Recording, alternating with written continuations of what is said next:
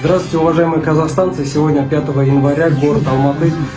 Вчера у нас состоялся ночью мирное шествие с Алматы-арены, с Бауыржан Момышұлы по Абая. И по пути в Акимат среди нас были провокаторы КНБ. Они действовали очень слаженно, очень профессионально и занимались провокацией, поджигали машины, вступали в драки с сотрудниками полиции, ОМОН, Нацгвардии. Это все провокация КНБ. Сейчас на данный момент в Алмате говорит Акимат. Это тоже дело рук КНБ.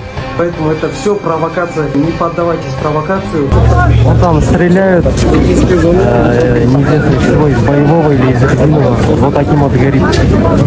Біздің мақсатымыз бір, ол мына билікті ауыстыру. 30 жылдан бері қазаққа бір жақсылық істеген жоқ, қазақ халқына бір істеген жақсылығы жоқ.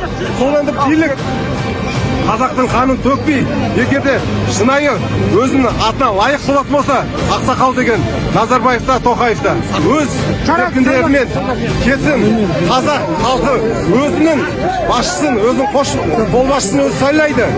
Одарға повод болады қаруды қолдану, атуға. Біз одарға повод бермейік, себеп бермейік одарға бізге қару атуға. Біз жерде өзіміз бейбіт шеру жасап тұрсақ, олар бізге атса, олар өздері кінәлар өзінде. Ал ол ертең ақталады. Бізге міне өздері шабуыл жасады. Біз өз-өзімізді қорғадық, амалсыз. Содан кейін қару қолдандық дейді. Біз ондайға жеткізбейік. Сол шанақ ана жақта келе жатыр ғой жастардың бәрі. Дикий арнаға қосылмау керек. Қосылмау керек. Ол атына ермеңдер. Дикий арнаның емес, мықты ғой. Ол жерде.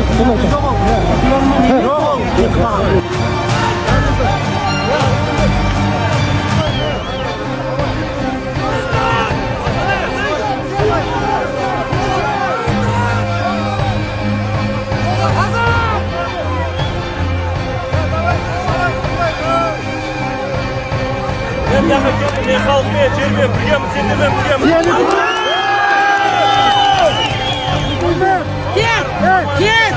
Біз бірінші парламентский республика талап етеміз. Екіншісі, біз осы бостандық, саясат тұтқындарын бостандыққа шығару керек.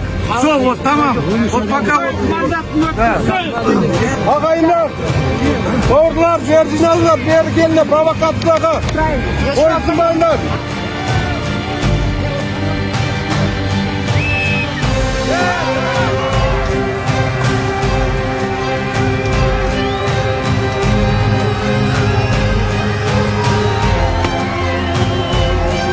біздің мақсатымыз тәртіпсіздік орнату емес.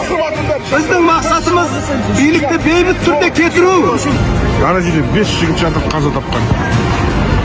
Кешеде 10 шақты жігіт қайтыс болды деп естідік. Ассалаумағалейкум, қазақ елі. Бүгін міне әкімшіліктің алдында тұрмыз. Әкімшілік ардақта өртеніп жатыр. Жаңа Дикий Арман деген биліктің провокаторы келіп қаншама жастарды ар жаққа алып кетті. Ар жақта атыс болып отыр, 5 адам қаза тапты деген ақпарат келіп жатыр.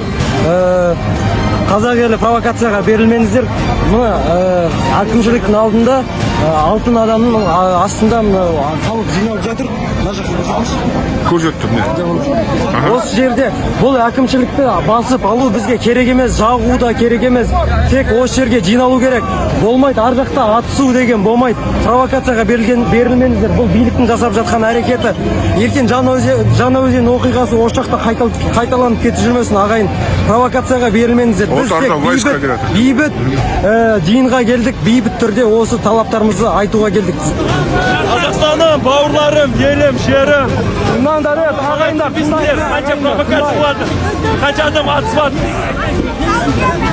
Аллаху акбар! Аллаху акбар! Аллаху акбар! Енді кім провокация жасылса, яғни жостық болады.